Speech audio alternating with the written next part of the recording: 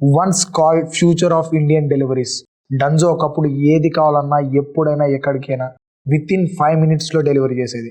And even Google and Reliance ఇన్వెస్ట్మెంట్స్తో unstoppable అనిపించింది. రిలయన్స్ కూడా తన ఇన్వెస్ట్మెంట్ని ఫస్ట్ టైం ఇండియాలో డన్జోకి అయితే ఇన్వెస్ట్ చేయడం జరిగింది. విత్ ఇన్ ఏ డికేడ్లో 100 కోట్ల నష్టాలతో, డిలేడ్ శాలరీస్ అండ్ షట్ డౌన్స్తో అయితే చాలా నష్టాలు అయితే చూసింది. Even at the end Reliance కూడా తన ఇన్వెస్ట్మెంట్ని రైట్ ఆఫ్ చేసింది.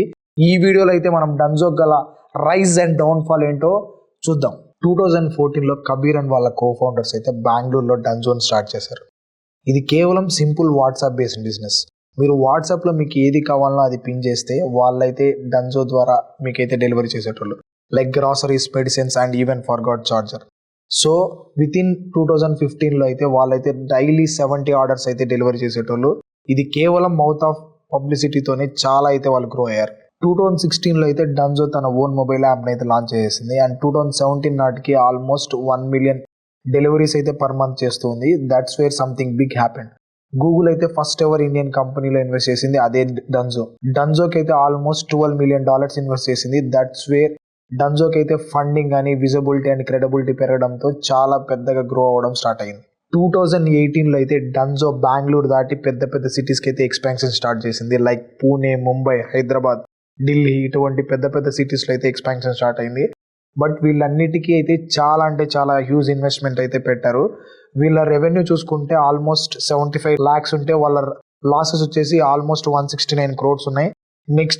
నెక్స్ట్ ఫైనాన్షియల్ ఇయర్ కూడా వాళ్ళ రెవెన్యూ 27 CR అయితే వాళ్ళ లాసెస్ వచ్చేసి ఆల్మోస్ట్ 350 CR ఉంది. వీటన్నిటికీ మెయిన్ రీజన్ వచ్చేసి high salaries, at the same time marketing and tech investments వల్ల అయితే వాళ్ళ పతనం అయితే స్టార్ట్ అయింది. 2020 పాండమిక్ తర్వాత అయితే క్విక్ కామర్స్ అయితే పెద్ద బూమ్ అనే విధంగా అయితే డెవలప్ అవడం స్టార్ట్ అయింది. లైక్ ఇన్స్టామార్ట్, బ్లింకిట్, జెప్టో చాలా బిజినెస్ అయితే వచ్చేసాయి. ఇవన్నీ స్టార్ట్ చేసిన తర్వాత ఈ మార్కెట్లోకి అయితే డన్జో ఎంటర్ అవుదామని స్టార్ట్ చేసింది. బట్ ఆల్రెడీ చాలా కాంపిటేటర్స్ ఉన్నారు.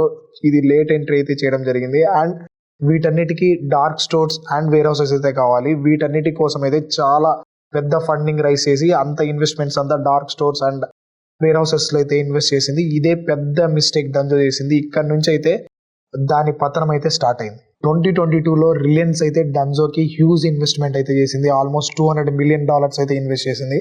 ఈ ఇన్వెస్ట్మెంట్ తర్వాత అయితే చాలా డిస్కౌంట్స్ అండ్ యాడ్స్ రన్ చేయడం వల్ల రెవెన్యూ అయితే 55 crores ఇంక్రీజ్ అయింది డన్జోకి. బట్ లాసెస్ చూసుకుంటే ఆల్మోస్ట్ 460 crores అయితే వచ్చేసాయి. ఈ విధంగానే దాని పతనం అయితే కంటిన్యూ అవుతూనే వచ్చింది. 2023లో అయితే డన్జో డెస్పరేట్గా మళ్ళీ ఫండింగ్ కోసం వెళ్ళింది. బట్ రిలయన్స్ అయితే దానికి అంగీకరించలేదు. ఎందుకంటే డన్జో లాసెస్ చూపించుకుంటే రిలయన్స్ కూడా తన బ్యాలెన్స్ షీట్లో లాసెస్ చూపించుకోవాల్సి వస్తుంది. బట్ డన్జో యొక్క ఫైనాన్షియల్ చూసుకుంటే ఆల్మోస్ట్ 220 CRకి అయితే వెళ్ళింది, కానీ లాసెస్ చూసుకుంటే 1800 CR ఉంది.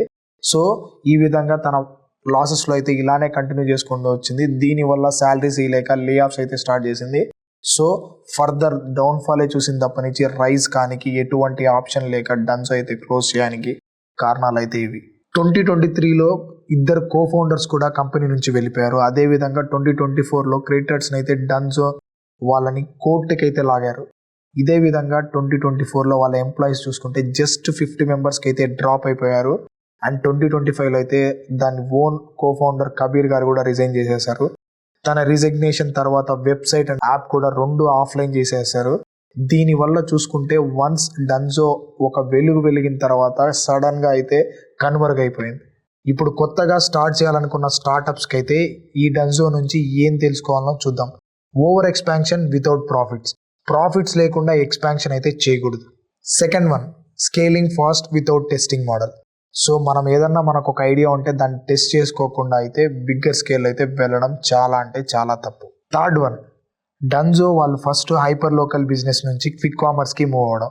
సో మనం ఏదైతే ఫస్ట్ మోటివ్తో స్టార్ట్ చేసామో దాన్ని చెక్ చేసుకోకుండా 100% మనం నెక్స్ట్ దాంతోకి మూవ్ అవ్వడం చాలా అంటే చాలా తప్పు.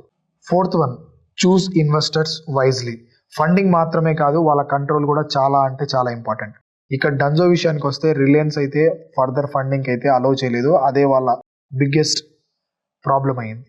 Fifth one, financial discipline crucial. ఎందుకంటే వీళ్ళ రెవెన్యూ చూసుకుంటే ప్రాఫిట్స్ కన్నా లాసెస్ అయితే 30% ఎక్కువ ఉన్నాయి. సో మనం ఏదైనా చేసేటప్పుడు ప్రాఫిట్ అండ్ లాసెస్ చూసుకొని ముందుకెళ్ళాలి. డన్జో స్టోరీ నుంచి మనకైతే రిమైండర్ ఏంటంటే మనీ గ్రోత్ని ఇవ్వగలదు కానీ సస్టైనబిలిటీని కాదు. ఇక్కడ వాళ్ళ ఇన్వెస్ట్మెంట్స్ అన్నీ వచ్చిన తర్వాత కూడా వాళ్ళు గ్రోత్ని అయితే చూసారు కానీ లాంగ్ రన్లో అయితే మార్కెట్లో అయితే ఉండలేకపోయారు. సో కాబట్టి బీ కేర్ఫుల్. ఇలాంటి మోర్ వీడియోస్ కోసం అయితే వన్ న్యూస్ ఛానల్ అయితే సబ్స్క్రైబ్ చేసుకోండి అండ్ నోటిఫికేషన్ బెల్ ఐకాన్ అయితే కొట్టి పెట్టండి. మీకైతే మేము ఏదైతే వీడియో అప్లోడ్ చేస్తామో అవైతే మీకైతే నోటిఫికేషన్ రూపంలో వచ్చేస్తాయి. See you in the next video. Bye.